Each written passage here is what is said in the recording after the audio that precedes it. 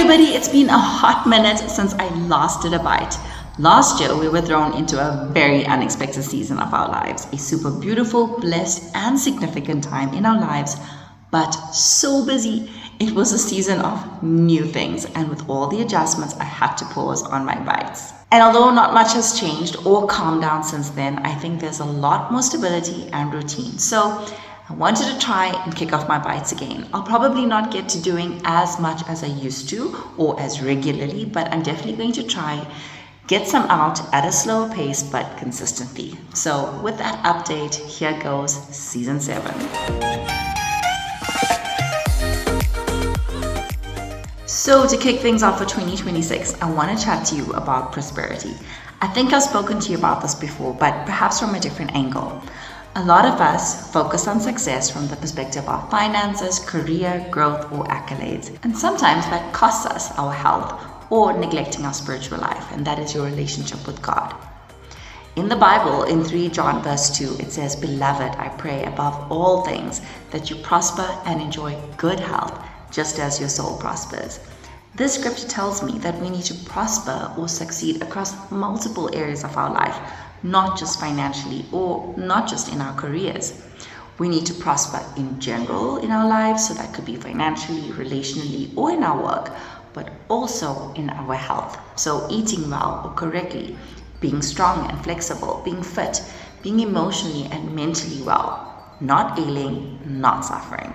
And finally, general prosperity and health prosperity is in relation to our spiritual prosperity, because it says, prosper and enjoy good health, just as your soul prospers, which means we need to flourish and thrive spiritually in our walk and relationship with God, and our physical, general health prosperity needs to be in alignment with our spiritual success. Our success should be all-rounded, aligned to each other, and most importantly, be a reflection of where we are spiritually, aligned to our relationship with God. The more intimately acquainted we are with God, the more obedient we are to Him and are walking in alignment with His will for us, and the more our lives are lived in purpose, the more everything around us or everything about us should succeed. But remember, success is not purely about wealth or assets. Success is living your God-ordained purpose to its fullest potential. So if we walk in obedience to God's will for us, we live our most successful lives, our most blessed, free, abundant, protected, and fulfilling lives. So as we kick off 2026 into gear, may you have the most successful, prosperous, healthy, blessed year of your life. Be safe, take care, and God bless.